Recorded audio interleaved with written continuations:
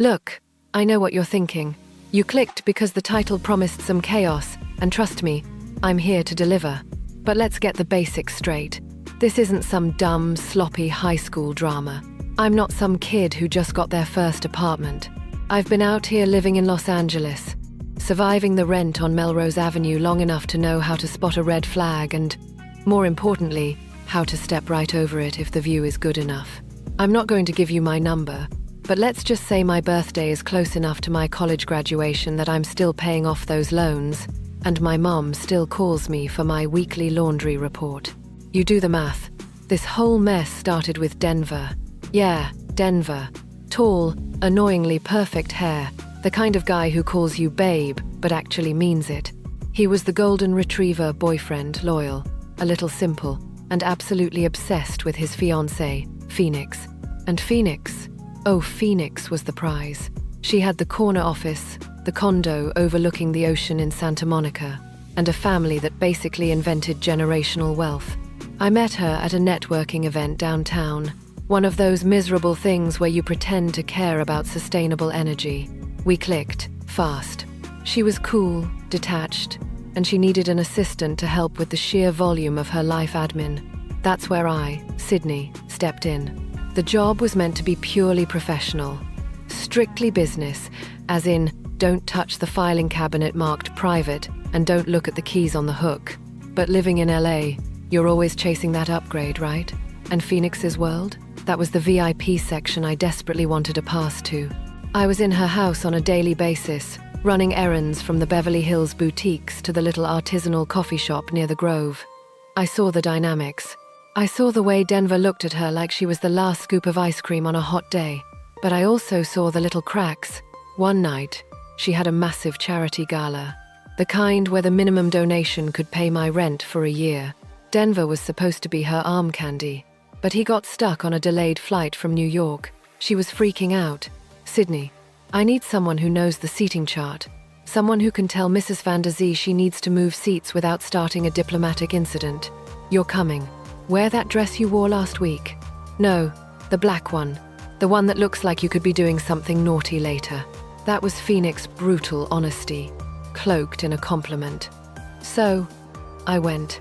We were at the Wilshire Country Club, all polished wood and hushed tones. Denver texted her every hour. All, I miss you, baby. Save me a dance. But she was too busy schmoozing to even check her phone. That's when I saw it. The emergency contact on her phone, right beneath Denver's name. It wasn't her mother or a sibling. It was a contact simply labeled, the landscaper. Curiosity is a nasty little worm, isn't it? It gets inside your head and starts eating your common sense. But I'm human. I'm an LA resident. If you see a velvet rope, you either try to step over it, or you find out what's on the other side. The landscaper. Was it a coded name? A pet project? An off-limits snack? The next day, I couldn't stop thinking about the landscaper. I was supposed to be organizing her digital receipts for the Venice Beach property, but I was mentally sifting through every man I'd seen near her. The pool guy, too old. The security guard, too professional.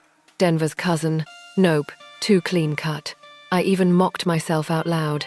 Sydney, you are spiraling over a landscaping company. Get a life.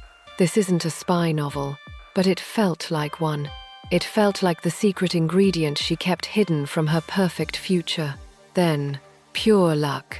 I was at her desk, packaging up a returned order, a small antique locket she was mailing back. The return address label was partially covering a tiny notepad that had fallen open. On it, scrawled in her precise, expensive handwriting, was an address in a neighborhood that definitely wasn't hers. It was way down in Echo Park, a place Denver would never step foot in. Below the address, it just said, Mem's Place, Thursday, 8 p.m. Bring the lemon bars.